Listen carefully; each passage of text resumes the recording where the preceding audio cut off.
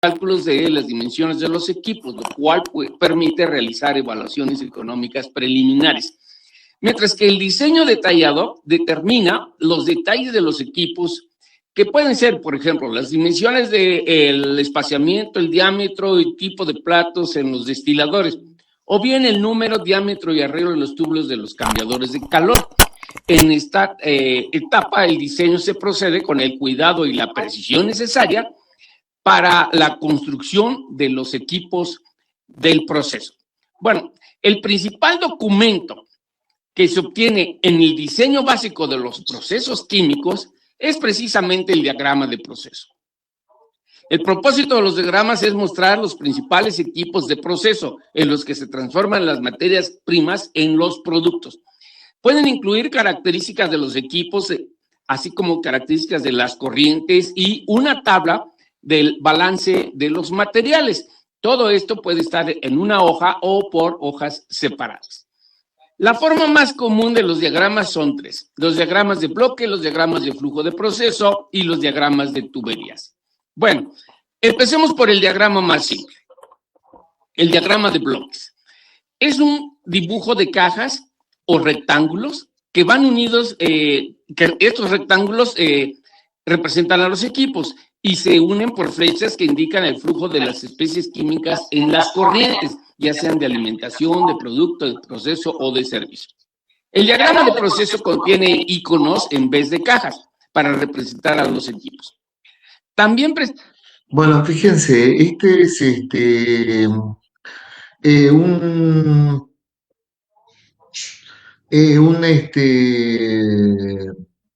en este caso puede ser una especie o un reactivo que está yendo a un horno, digamos. Entonces, ese reactivo lo estoy sacando de un tanque y a través de una bomba lo está impulsando hasta el horno.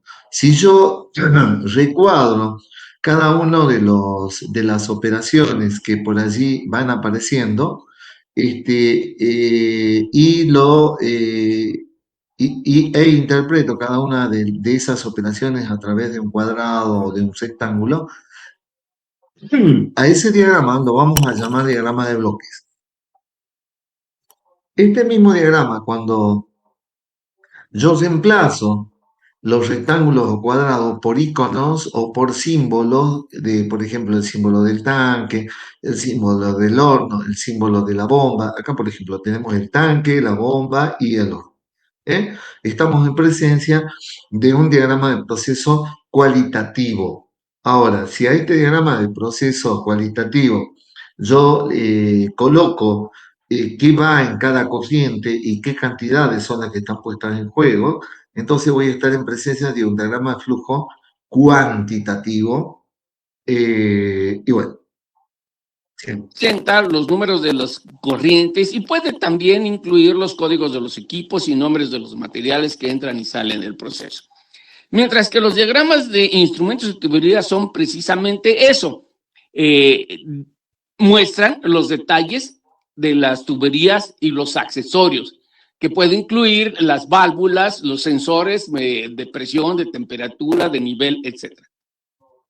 Además, para cada equipo se hacen diagramas de control, se muestran los lazos de control cuya función es rechazar las perturbaciones de las variables para que estas variables se mantengan en las especificaciones de diseño.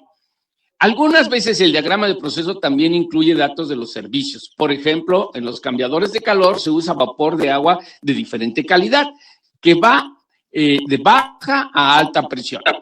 Las LPS, que son las siglas en inglés, para indicar presiones en el intervalo de 3 a 5 bar. Mientras que las siglas MPS significan Medium Pressure Steam, con valores de 10 a 15 bar. Y las siglas HPS representan High Pressure Steam para presiones de 40 a 50 bar. El agua de enfriamiento se denota con la sigla CW del inglés Cooling Water. Normalmente el agua se recibe de la torre de enfriamiento a 25 grados y no debe retornarse a la torre de enfriamiento por arriba de 40 grados. En los diagramas se muestran los códigos de los equipos y las corrientes. Los diagramas de proceso no incluyen los equipos para tratamiento de frente, como son las plantas de tratamiento de aguas residuales. Veamos una guía para la construcción del diagrama, de los diagramas de proceso. Primero, deben emplearse rectángulos o figuras representativas para las operaciones del proceso. Segundo, deben unirse con flechas, indicando la salida de los separadores con flechas verticales, saliendo por arriba el vapor y por abajo los líquidos. Tercero, debe evitarse el cruce de las corrientes y el flujo debe ser de izquierda a derecha en todas las corrientes. El quinto, representar todos los equipos mayores y asignar a cada equipo un número de identificación único. Sexto, numerar todas las corrientes del proceso de manera secuencial, empezando con la número 1. La temperatura, la presión y composición de las corrientes debe incluirse en una tabla junto al diagrama por separado. Y por último, se deben incluir todas las corrientes de servicio, como pueden ser agua de enfriamiento, vapor, etc. Aquí se muestra un resumen de las recomendaciones para la construcción de los diagramas de proceso. Por ejemplo, en la primera recomendación se tiene que hay que usar rectángulos o figuras para las operaciones unitarias. Los rectángulos se deben unir con flechas. Las flechas indican la dirección de flujo, que debe ir de izquierda a derecha. Debemos tratar de evitar el cruce de las corrientes y asignar a cada equipo un número de identificación y un nombre descriptivo. Asimismo, se deben numerar las corrientes secuencialmente y poner una tabla con temperatura, presión y composición de los componentes en las corrientes. Y por último, se debe incluir todas las corrientes de servicio. Aquí se muestra la nomenclatura de los diagramas de flujo. Junto a cada equipo se debe presentar a manera de identificar un número en forma de código. Este es X-YZZA/B, lo cual tiene el siguiente significado. X representa las letras prefijo que identifican al tipo de equipo. Se usan las siguientes. C para los compresores. La E representa a los intercambiadores de calor. F a los hornos. Y P se usa para las bombas, R para reactores, etc. La Y identifica un área específica dentro de la planta. Se enumeran cada área del proceso utilizando centenas, por ejemplo, 100, 200, 300, etc. Las letras ZZT asignan el número de equipo, mientras que A/B se usa para identificar unidades en paralelo o de respaldo. Veamos aquí un ejemplo en el proceso de benceno. Aquí se enumeran los equipos principalmente de cada área del proceso, anteponiendo una letra como prefijo a cada número de equipo, y se distingue el tipo de equipo. Por ejemplo, E102 para designar al intercambiador de calor con el número 102, puesto que se debe usar letras del número de los equipos para indicar duplicados o respuestos. En el caso de la bomba P101A, indica que se tienen dos bombas idénticas con el número 101, pero solamente se dibuja una en el diagrama. Al pie del diagrama se colocan los números de identificación de los equipos y su descripción. En ocasiones se incluye la tabla de flujos con temperaturas y las presiones de las corrientes. Los símbolos de los diagramas de flujo e identificación de corrientes se muestran aquí. La forma de la figura geométrica identifica diferentes tipos de información, por ejemplo, la entrada de materias primas o la salida de productos, los valores de temperatura con un cuadrito, etc. Se emplean una gran variedad de iconos o símbolos para representar a los equipos. Los más comunes se muestran aquí. Es muy común acompañar al diagrama de proceso con su descripción. La descripción del proceso es una narración técnica. Se recomienda empezar indicando qué se produce y a partir de qué. Luego describir detalles de las secciones. Especificar cada equipo según su función, refiriéndose a él por su nombre, número y las corrientes de entrada y salida. Se puede incluir descripción de cada equipo, las razones por las que se escogió y las condiciones de operación. Veamos, por ejemplo, la descripción breve del proceso catalítico del hidrotratamiento de nafta. La nafta se mezcla con una corriente de hidrógeno para después precalentarse con el efluente del reactor. y luego vaporizarse en un calentador a fuego directo.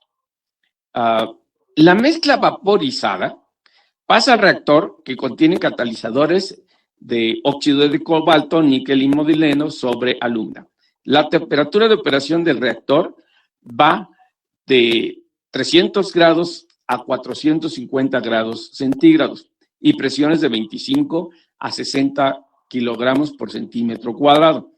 Los compuestos de azufre como los mercaptanos, los sulfuros, tiofenos y aminas reaccionan con el hidrógeno para dar ácido sulfídrico. El efluente del reactor, después de intercambiar calor con la alimentación, pasa por enfriadores de agua y se envía a un separador de fases. Del gas que sale del separador de fases, rico en hidrógeno, una parte se recicla a la carga, mientras que la otra se purga. El gas reciclado pasa por un compresor para recuperar la caída de presión. Se adiciona hidrógeno de reposición al gas de reciclo antes de mezclarse con la nafta. La purga se incluye para evitar concentraciones altas de ácido sulfídrico en la corriente de reciclo. El producto líquido del separador de fases se envía a una torre desbutanizadora donde se elimina por el domo el gas LPG amargo. Se denomina amargo por contener algo del gas sulfídrico que se ha formado. El producto del fondo pasa a una torre de fraccionamiento de donde se obtiene gasolina ligera por el domo y nafta desulfurizada por el fondo. Abajo del diagrama se muestran los códigos de los equipos y su descripción. Es común encontrar el título del diagrama arriba y con letras más grandes. Un ejemplo de la numeración de los sectores de una planta se muestra en este diagrama. La planta de fabricación de monómero de estireno contiene dos procesos. El primero en la sección E o B, donde se produce el etilbenceno. Aquí los equipos tienen una numeración de área de 100, mientras que la otra sección, la sección SM, que fabrica el estireno, y los equipos de esta sección se numeran a partir del 200. A veces se usan diagramas combinados para ilustrar detalles de los procesos, como en este caso el proceso de fabricación de amoníaco, que empieza con una etapa de desulfuración, sigue con otra de reformado, y a continuación una etapa de mutación, después una de eliminación de CO2 y metano, para pasar finalmente a el proceso de gas donde el gas de síntesis se convierte en hidrógeno, y finalmente una sección de purificación del amoníaco y recirculación del hidrógeno y nitrógeno que no se convirtieron. En todas las áreas de la ingeniería, ya sea civil, eléctrica o electrónica o química, los diagramas son la forma más efectiva de comunicar los diseños. Bien, con esto terminamos la presentación del diagrama de procesos del curso de diseño básico de procesos. Bien. Creo que fue más que interesante esto, nada más que para que ustedes tengan una idea de cómo, como profesionales, como ingenieros, a veces no van a tener tiempo, aunque sí deberían tener el tiempo para recorrer la planta, pero de todos modos, como una lectura rápida, a la hora de los cálculos, estos diagramas vienen muy bien.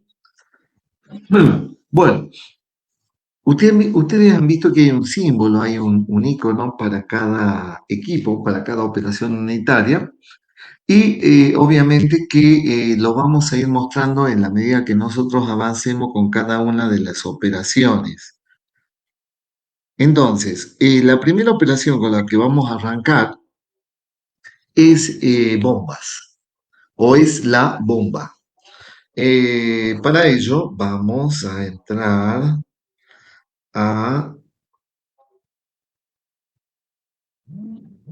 el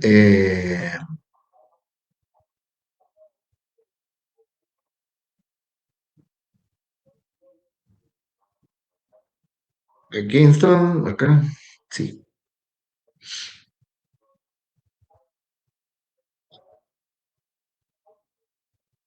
En la medida que ustedes sigan este PowerPoint, se van a dar cuenta de que hay algunas cosas que pueden llegar a faltar, pero bueno, obviamente que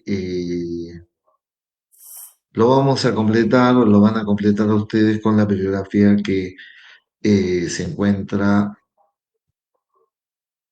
vigente. Bueno, vamos a ver dónde está la copita. Acá. Bueno, nada más que para que tengamos en cuenta cualquier proceso, ¿no es cierto? Como lo hablamos en el primer encuentro que tuvimos, va a comenzar por el transporte de fluidos, los fluidos que o con el que nosotros perseguimos obtener un producto particular, y ese fluido va a ser transportado por cañerías, y en las cañerías vamos a encontrar válvulas que van a permitir el paso de todo, el paso de parte, o simplemente que regule perfectamente la cantidad de ese fluido que necesitamos en alguna otra operación militar. Fíjense, esta, esta foto es muy bonita y lo que ustedes están viendo acá son justamente las cañerías de acero comercial unida con codos. Fíjense, acá están unidas con dos codos de 90 grados. Acá hay una válvula. Acá hay una salida o una bifurcación de esta línea. Acá hay otra. Acá hay una bomba. Fíjense que está entrando por esta zona que nosotros la vamos a llamar ojo de la bomba y está saliendo por acá, no sé si me siguen el cursor, está saliendo por acá abajo. Pero bueno, esto es lo que básicamente vamos a encontrar en un entramado de cañerías y lo que habitualmente se va a requerir de nosotros es que definamos qué cañería vamos a comprar y dentro de qué cañería vamos a comprar significa de qué material, de qué diámetro nominal y obviamente de qué espesor o en otras palabras decir qué número de cédula. Bueno, eh, lo mismo va a pasar con las válvulas y obviamente en las bombas se nos va a complejizar un poco porque va a depender del tipo de bombas que nosotros estemos diseñando. El tipo de bomba que nosotros vamos a ver en esta materia son las bombas centrífugas. No obstante, vamos a ver que son tres los modelos, no modelos, sino más bien la clasificación de bombas la podemos clasificar en tres tipos. Las bombas centrífugas, las bombas rotatorias y las bombas de desplazamiento positivo. Pero empecemos por el principio y el principio significa definir qué es una bomba. Una bomba hidráulica es una máquina que genera, es una máquina generadora, obviamente, que transforma la energía con la que es accionada, que generalmente es energía eléctrica o también puede ser otro tipo de energía como energía de quemar combustibles, en energía del fluido incompresible que mueve, ¿no es cierto? O sea, yo transformo esa energía eléctrica o esa energía de combustión, ¿no es cierto? Que moviliza la bomba, que acciona la bomba y que esta a su vez transforma esa energía dándosela a ese fluido de modo tal que, como hablamos ayer, pueda adquirir algunas características de, de energía de presión, de energía cinética y de energía potencial, y obviamente también pueda llegar a vencer a vencer todos los rozamientos que haya, no solamente en la línea de las cañerías, sino también en todos los accesorios, ¿no es cierto? Como bombas, como los codos, como las T's, en fin, todos los accesorios que puedan llegar a aparecer. Entonces, en general una bomba se usa para incrementar la presión de un líquido o de un fluido en general, añadiendo energía al sistema hidráulico para mover el fluido de una zona de menor presión a otra zona de mayor presión.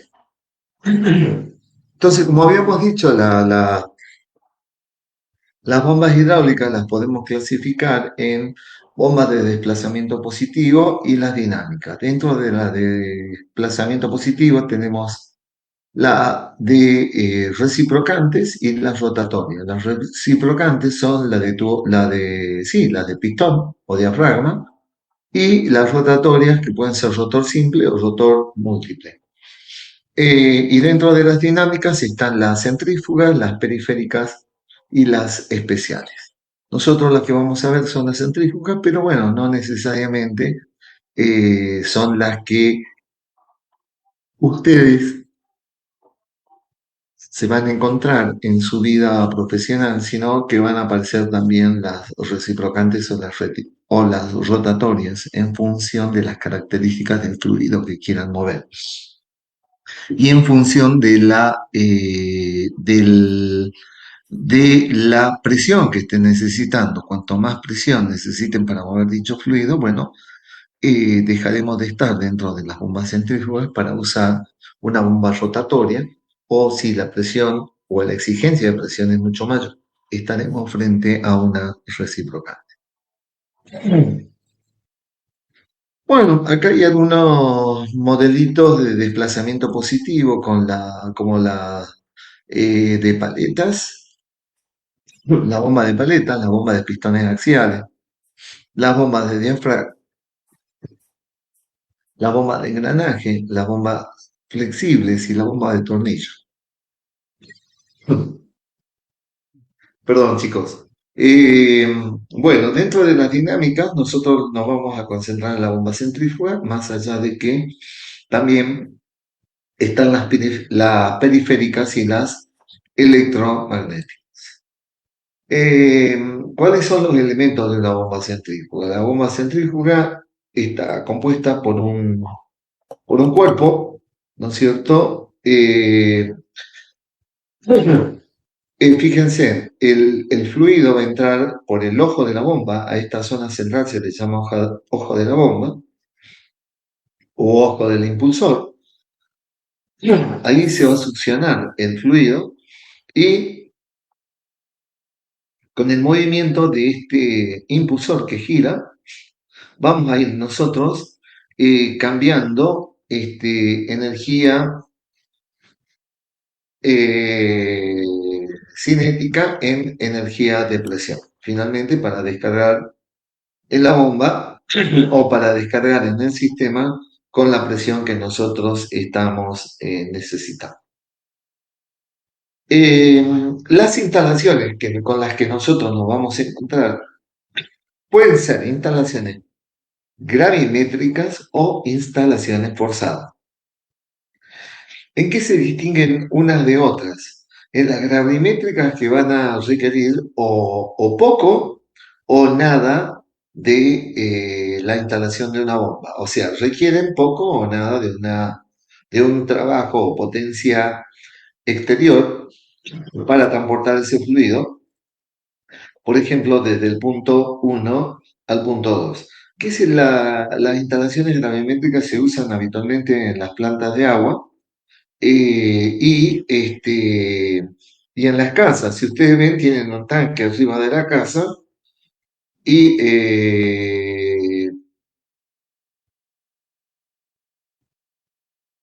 ese tanque, por gravedad, se encarga de distribuir en el baño, en la cocina, en fin, donde ustedes requieran la necesidad de agua.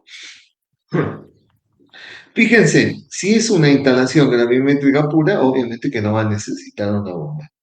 Entonces, la energía de presión más la energía cinética más la energía potencial más las pérdidas por rozamiento tienen que darnos igual a cero porque no va a haber la existencia de una bomba. Entonces, de acá ustedes pueden despejar perfectamente la velocidad y con el área de la cañería pueden determinar cuál es el caudal que está tirando esa instalación gravimétrica en el punto de salida que sería el punto 2. Entonces, una instalación gravimétrica pura no requiere de bomba, sí tiene la particularidad de que el reservorio, el tanque de suministrador va a estar en una posición de altura, de modo tal que está lleno de energía, de energía potencial y que va a transformar esa energía potencial en energía de presión, en energía cinética y obviamente en algo de energía potencial de acuerdo a lo que ustedes necesiten en el punto de salida. Obviamente también va a ayudar a vencer el rozamiento que va a sufrir el fluido en su paso por la cañería. Bueno, los otros tipos de instalaciones que podemos encontrar son las instalaciones forzadas. En las instalaciones forzadas, el suministro va a estar en la parte inferior y el destino o el tanque destino va a estar en la parte superior. De allí es que sí o sí vamos a necesitar, porque el agua no va a subir por sí sola, va a subir como vaso comunicante, pero solamente hasta la altura de la posición 1. O sea, por sí misma va a subir solamente hasta este punto. Ahora, si yo quiero que el fluido llegue hasta el tanque B, necesito sí o sí una bomba. Entonces, lo que tendremos que hacer es aplicar el balance de energía mecánica entre el punto 1, entre el punto 1 y el punto 2 y resolver y poder obtener la potencia que necesita esta bomba para trasladar todo este fluido del punto 1 hasta el punto 2, con los requerimientos que la instalación forzada nos exige. En este caso no tenemos exigencia de presión porque está abierto a la atmósfera y la presión en el punto 1 y en el punto 2 son iguales. Sí tenemos requerimiento de caudal, o sea que tenemos requerimiento de energía cinética y obviamente vamos a tener requerimiento de energía potencial porque esto está a una altura superior. Ahora, y además debemos vencer el rozamiento que genere esta cañería para que el fluido se traslade desde el punto 1 al punto 2. Fíjense ustedes que acá hay un lacito que es un poco lo que vimos, diagramas en los 4 diagramas de proceso. Este lazo es un lazo de control y lo que está haciendo es justamente eh, está actuando con esta válvula en función de abrirla o cerrarla de acuerdo a la necesidad de este tanque. Bien, eso tiene que entenderse perfectamente y lo que sí podemos llegar a decir que dentro del balance de energía mecánica tenemos términos estáticos y términos dinámicos. Los términos estáticos son los términos de presión y energía potencial, y los términos dinámicos son los términos de energía cinética, de las pérdidas por rozamiento y obviamente este,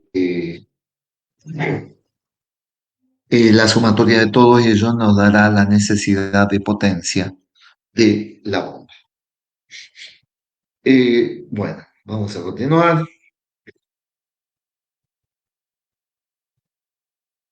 Si yo grafico en un diagrama de W en función de Q, en función del caudal, y con la expresión del balance de energía mecánica comienzo a variar la velocidad o el caudal para los... Voy a obtener para cada caudal distintos valores de carga, o sea, distintos valores de potencia de bomba.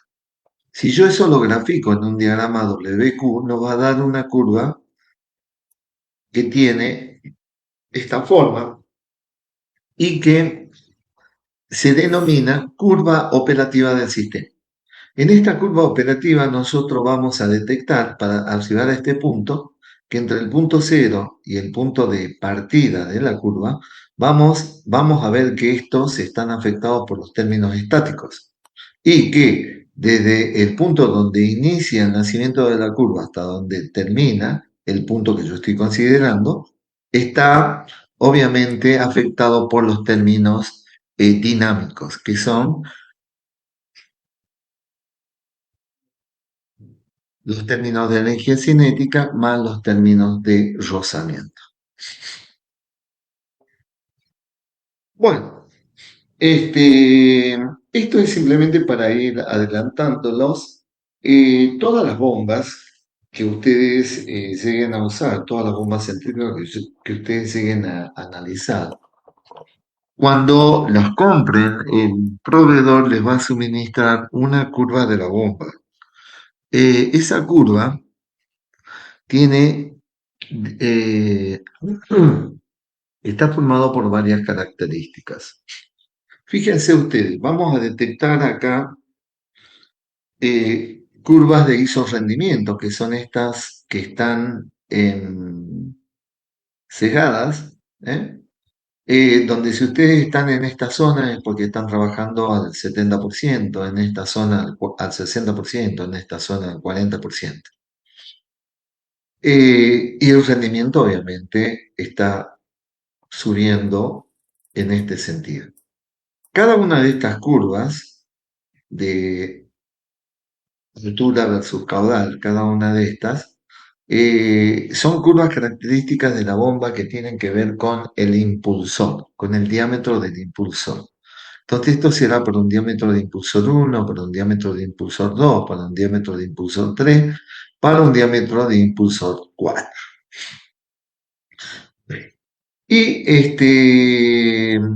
Y generalmente lo que se hace es superponer la curva de la bomba, la curva operativa de la bomba, con la curva del fabricante de la bomba. ¿Para qué? Para saber, de acuerdo al tipo de impulsor con el que estemos trabajando, cuál es el punto óptimo de funcionamiento de la bomba. Y ese punto óptimo generalmente se da en la intersección de la curva operativa de la bomba con la curva de la bomba HQ de acuerdo al diámetro de impulsor que estemos usando. Si estamos usando el diámetro de impulsor 1, este punto de intersección nos va a dar el caudal operativo de la bomba. Que no significa que ese sea el caudal óptimo, ¿no? Simplemente es el caudal de operación, denominado caudal de operación. Ahora, el caudal de trabajo es el caudal que ustedes van a determinar o que es el valor de la variable que tiene que ver con la producción. Y si ese valor de caudal que estamos manejando nos da justo en este punto operativo, entonces no nos va a servir de mucho porque no vamos a poder tener ningún tipo de variaciones y además porque generalmente se requiere estar por debajo de alguna de estas curvas HQ. ¿Para qué? Para que la diferencia que hay entre el punto de trabajo y el punto operativo sea equivalente a un 10%, que es el que recomiendan la mayoría de los diseñadores en cuanto al tema bombas. Bueno, ustedes han visto que cuando largamos el tema, sobre todo en instalaciones forzadas, van a empezar a aparecer depósitos, válvulas, codos, Ts, otro tipo de válvulas, conexiones de control. Y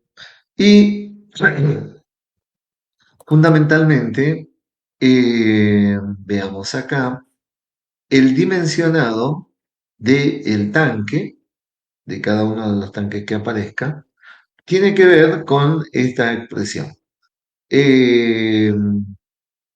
Vamos a definir una relación de altura-diámetro como la razón entre la altura del líquido que nosotros queremos tener respecto de la altura,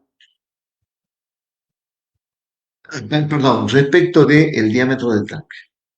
O sea, de la altura que nosotros queremos tener del líquido respecto del diámetro del tanque. Esa relación, una vez elegida, porque va a depender fundamentalmente de ustedes, ¿no? Va a depender de cuál es el modo de trabajo que quieren tener. Pero para poder dimensionar un tanque, concretamente consiste en determinar el diámetro del mismo. El diámetro del mismo va a ser igual a la raíz cúbica de 4 veces el caudal por el tiempo de residencia sobre pi por la relación, altura-diámetro. Definida la relación altura-diámetro y conocido cuál es el caudal de trabajo, va a depender de nosotros definir también el tiempo de residencia en el tanque, que habitualmente está vinculado con los tiempos de mantenimiento. Y va a depender fundamentalmente del objetivo de no tener que parar en ningún momento la planta por una cuestión de mantenimiento de la bomba, por ejemplo. Entonces, este tiempo de residencia va a estar subordinado a eso. Si quieren ver este dimensionamiento de tanques en forma más clara, pueden consultar en el libro que hay que tiene que ver con diseño de instalaciones, eh,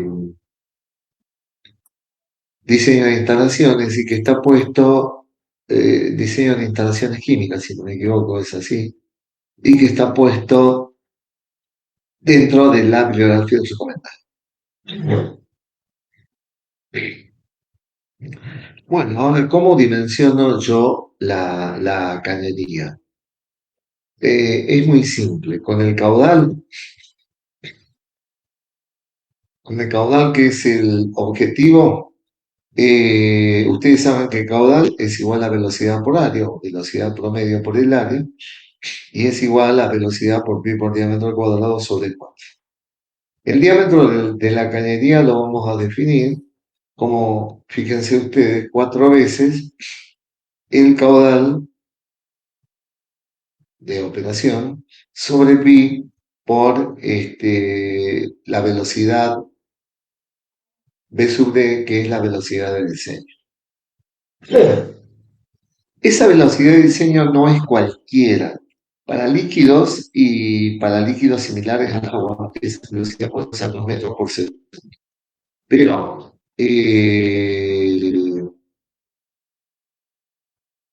no necesariamente para otro tipo de fluidos esta velocidad sea la misma. Si quieren recomendaciones de velocidades, tienen ustedes que consultar el mismo libro que es Optimización de Plantas, que está puesto en esta página, y ahí van a aparecer, de acuerdo al fluido, cuáles son las velocidades de diseño recomendadas. Ahora, El dimensionado de la cañería no solamente consiste en definir cuál es el diámetro de la cañería, sino que consiste en definir cuál es el diámetro nominal. Para eso hay que entrar en las tablas de cañerías y ajustar este diámetro de necesidad de cañería al diámetro nominal más cercano que se encuentre dentro del ábaco. Y además, ahí en el ábaco va a aparecer el número de cédula o número de schedule, que no es otra cosa que 1000 por P sobre la tensión del material. En el caso de que sea cero comercial, será 1000 por P sobre a ver, por 1,2 por 10 a la tercera. Entonces nos va a quedar la cédula P sobre 1,2. Bueno, ahora bien, las consideraciones generales para usar justamente esta expresión, que es la expresión de balance de energía mecánica. Bien. Dice que el fluido debe ser isotérmico, o sea que tenemos que estar trabajando a temperatura constante, estacionario, donde las propiedades del fluido deben ser constantes en el tiempo, debe ser un fluido continuo, o sea que no debe haber acumulación, pérdidas ni incorporación de material, debe ser incompresible, o sea, su volumen no debe cambiar, y el flujo debe ser desarrollado, o sea, debe estar definido en un régimen. O sea, debe ser laminar o turbulento. No puede ser en un lado laminar y en el otro turbulento. La ecuación no va a servir. La ecuación que vamos a usar es esta, si yo esta la desarrollo, colocando los valores del número mejor dicho, la expresión de las pérdidas por rozamiento, me va a dar 2 veces el Fanning por la velocidad al cuadrado sobre GC, por la sumatoria del SODD. Y todo esto sumado a la energía cinética, la potencialidad de presión, igual al trabajo que necesita la bomba para trasladarse del punto 1 al punto 2.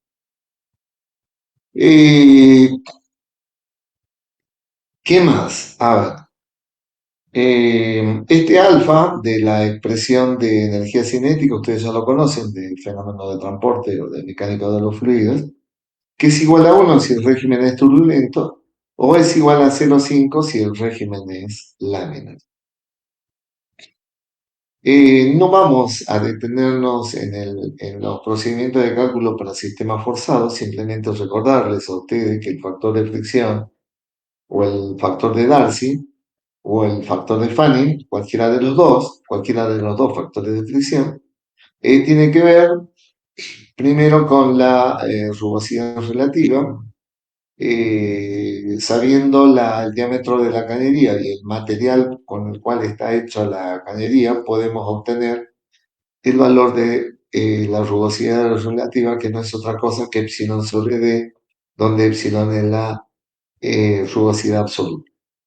En función del diámetro de la cañería y el material del tubo, se obtiene epsilon sobre D. Bueno, este es el procedimiento que vamos a usar. Quizás saben ustedes porque lo han aplicado en mecánica de los fluidos.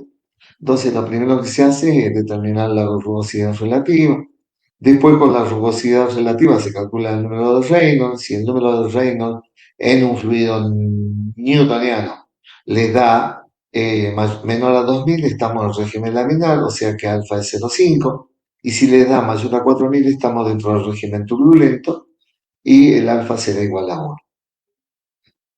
Entonces, conociendo el número de Reynolds y la rugosidad relativa, ingresamos al gráfico de Moody y determinamos el factor de Darcy o el factor Fanning, de acuerdo al al gráfico que usen. En este caso yo estoy acá con el gráfico de Moody para determinar factores de Darcy. Pero esto era lo que se hacía en antaño, ¿no es cierto? Hoy por hoy ya no se hace esto, ya directamente se calcula a través de la ecuación de Chen, ¿no es cierto? Hoy por hoy en todos los programas está incluida la ecuación de Chen para que directamente calcule el factor de Rayleigh.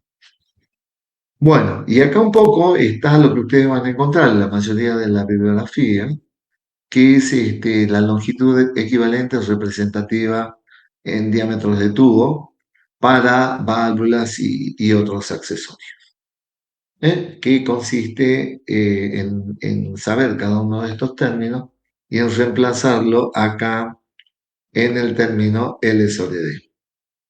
No se olviden que este término es un término sumatorio que no solamente toma la longitud recta de la cañería, sino también todos los L sobre D de los accesorios. Bueno, acá hay un ejemplo sencillo que en realidad no sé si lo debiéramos dar, eh, pero sí, yo se lo voy a dar porque es importantísimo hacerlo.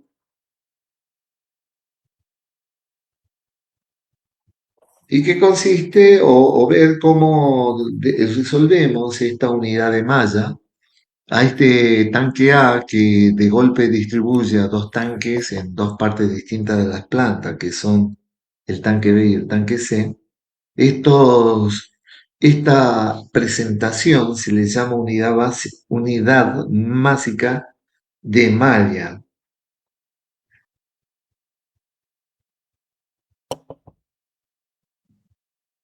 Eh,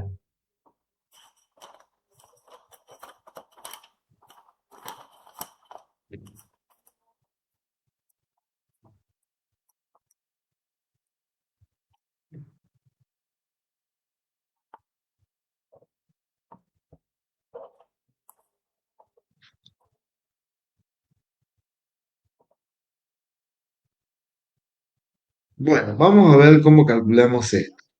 El objetivo de esto, a ver, es diseñar. ¿No es cierto? Vamos a diseñar los tanques, vamos a diseñar las cañerías, las válvulas, las bombas. Y obviamente que el objetivo tiene que ser que llegue el caudal necesario Q sub B y llegue el caudal necesario Q sub C. Sabemos que Q sub B más Q sub C es igual a Q sub A, o sea, es lo que debería bombear este aparato para que yo pueda obtener Q sub B y Q sub C respectivamente en los tanques B y C. No es tan sencillo. Parece sencillo, pero no es tan sencillo, porque en esto lo primero que yo voy a hacer es un cálculo preliminar sin considerar el número de cédula. Eh, o considerando un número de cédula, finalmente determinar cuál es el mayor valor de presión que vaya a tener en cualquier punto de la cañería y finalmente con ese valor de presión calcular el número de cédula correspondiente y después hacer la corrección completa para obtener el valor de W con la cédula correspondiente de la cañería. Entonces, el primer paso que vamos a hacer es calcular la velocidad del fluido, que es Q sobre A. Una vez que yo tengo la velocidad del fluido, voy a calcular el número de Reynolds. Voy a, voy a determinar con la ecuación de Chen el valor del factor de fricción o de la gráfica de Moody, como ustedes quieran. Vamos a determinar las longitudes equivalentes de todos los accesorios que hay allí presentes. Y luego vamos a proceder a calcular la pérdida de carga por fricción en los tramos A y en los tramos A y en el tramo B. ¿Por qué hago esto? ¿Por qué voy a calcular? En realidad lo que vamos a hacer es con QB, acá no tenemos una bomba en este tramo y en este tramo tampoco, pero sí hay una bomba que lleva el caudal a determinadas condiciones a este punto, y a partir de este punto nosotros lo que vamos a hacer es calcular cuál es el valor de la presión en este punto. De la misma forma vamos a hacer en este tramo.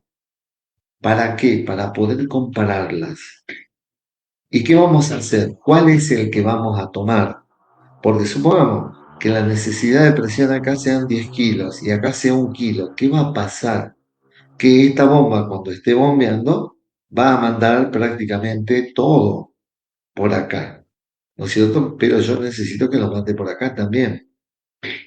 ¿Cómo voy a controlar eso? Bueno, muy simple, con una válvula o con una válvula en ambos extremos. Pero si yo calculo con la necesidad de presión que voy a tener para mandar al punto C,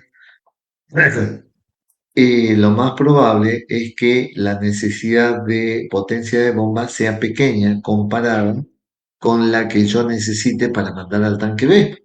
Por eso, si esta es la mayor necesidad de presión, entonces esta es la que va a manejar la presión en este punto. De modo tal que la bomba bombee para la para la mayor necesidad de presión. ¿Me entienden? ¿Y cómo voy a lograr de que todo no venga por acá y poco se vaya por acá? Es muy simple, con la válvula, regulando la válvula, simplemente voy a dejar que solamente QC llegue al tanque C y por ende QB va a ser el resto que va a llegar al tanque B. Finalmente, calculo la potencia con los valores de P1 o una atmósfera, porque está abierta la atmósfera, o si en el caso de que esté cerrado, con la presión que esté, y el punto de necesidad de presión.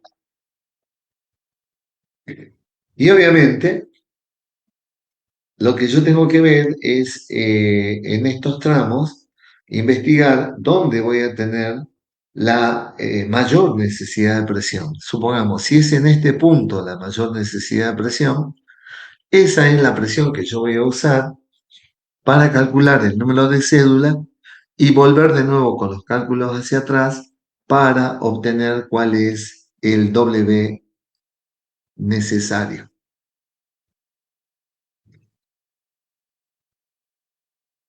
Bueno, eh, a ver, ¿qué hora es? Para ver si podemos tener, sí, son las 21. Eh, Vamos a definir algunos tipos de eficiencia. Por ejemplo, la eficiencia de la bomba centrífuga equivale, ¿no es cierto?, a la razón entre la potencia hidráulica y la potencia total en el eje del motor por 100.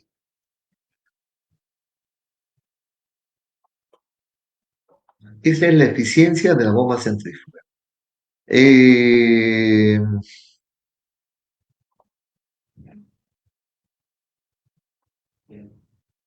la eficiencia volumétrica, la eficiencia volumétrica tiene que ver donde las pérdidas se causan por la recirculación de líquidos desde el lado de descarga al lado de succión a través del espacio existente entre la carcasa y el impulso.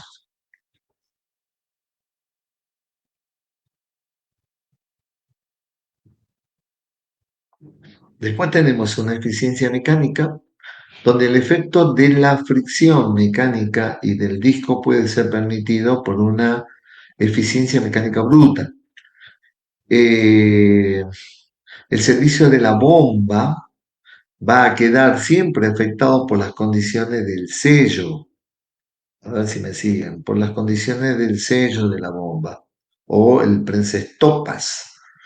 Si el eje de la bomba está excesivamente ajustado, se va a producir un desequilibrio en su operación debido a la posible aparición de calor local y tensiones en el eje.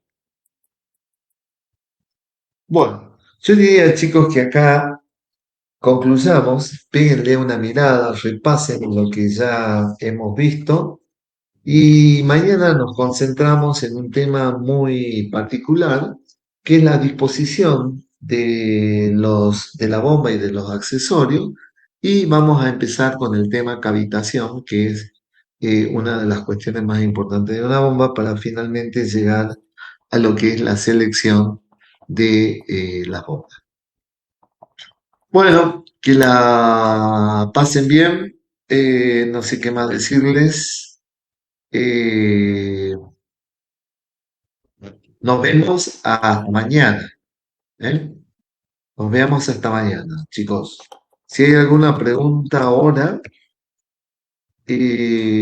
adelante, estoy presto para contestarles. Si no, directamente nos vemos mañana. Hasta mañana, chicos. Dejo de Profe, grabar en este instante. profe,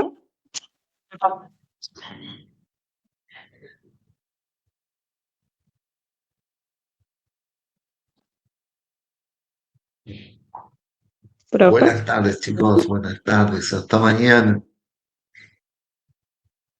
Vamos a ver si vamos saliendo.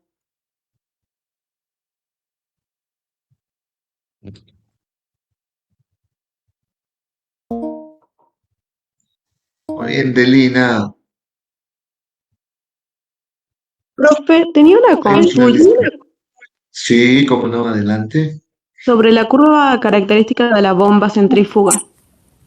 Sí, La obtención del caudal óptimo. sí, No entendí cómo se obtenía el caudal óptimo a partir del análisis de las curvas. No sé si lo podría volver a explicar, por favor.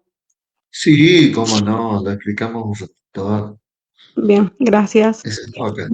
Bueno, Profe, disculpe, ¿el material que usó usted está en el aula? sí, sí. Ahora lo cuelga Claudia ya al PowerPoint, me hablas, ¿no? El resto sí está ya todo cargado. Todo que es tema bomba del manual o del libro de la cátedra está ya en el aula virtual. Dale, dale, muchas Y gracias, profe. este PowerPoint lo sube enseguida Claudia.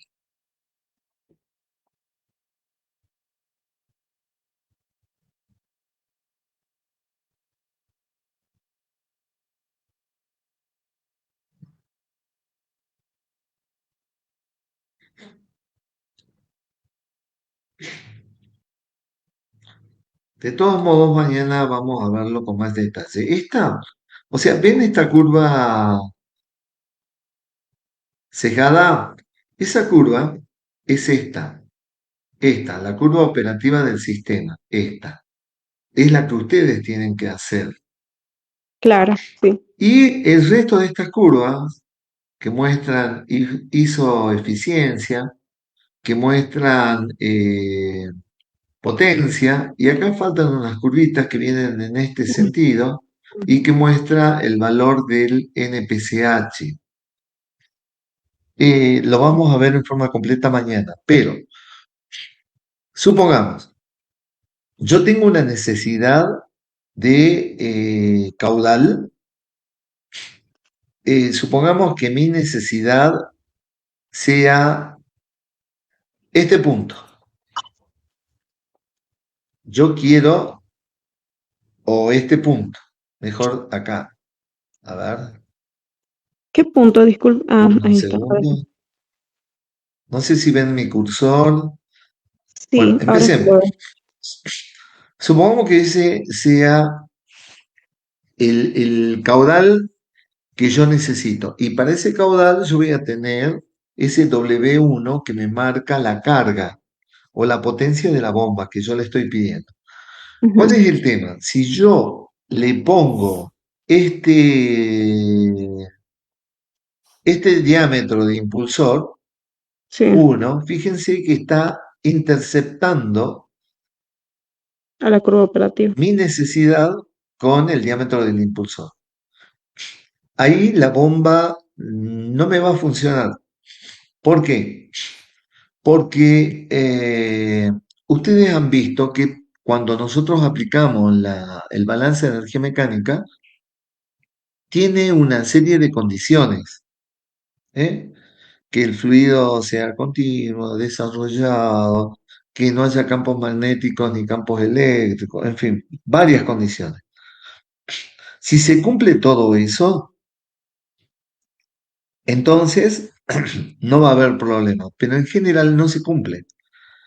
Y los diseñadores han hecho una estadística de cuál es el sobredimensionamiento que tiene que llevar cualquier cálculo de bomba. Y en las bombas está en el 10%. Entonces, si yo tengo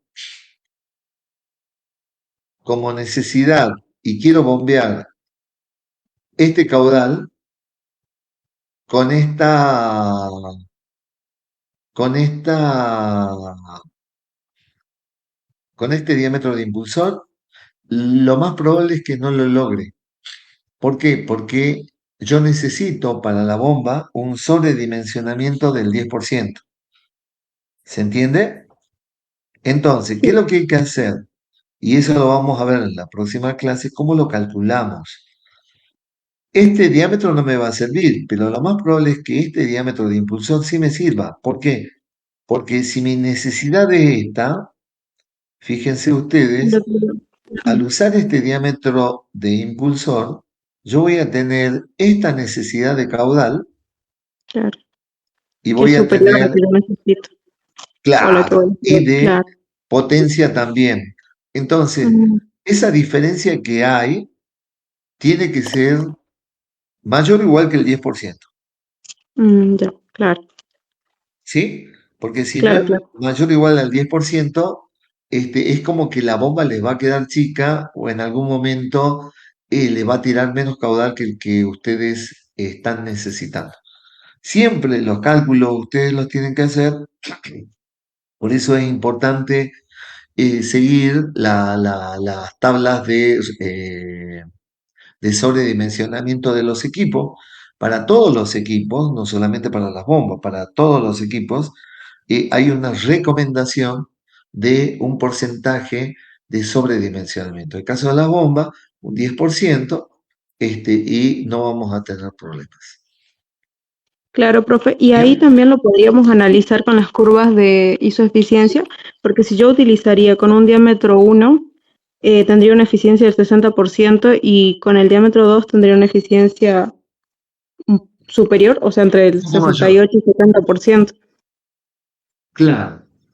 Ah, ya, No, ya, no en ya. realidad, ¿O no? porque lo que más a nosotros nos importa Sí. es que la bomba te tire el caudal que vos querés, Ujú, ¿sí? Y sí, ese caudal tenga esta, esta carga, digamos, porque es esta la carga que vos necesitás para vencer las necesidades de presión, de caudal, de altura y para vencer el ujú. rozamiento también. Ahora, estas de eficiencia más tienen que ver con la relación que hay entre el motor y la bomba, Claro. ¿sí? Ya. Entonces, obviamente que si yo quiero actuar, siempre voy a tratar de buscar una bomba que tenga más rendimiento, digamos. ¿Por qué? Porque Claro. va a gastar menos, Ujú, va a gastar menos costo operativo, digamos, porque va a consumir menos, o sea, no va a tirar tanta energía al motor al divino botón. claro. Entonces siempre voy a tratar de elegir.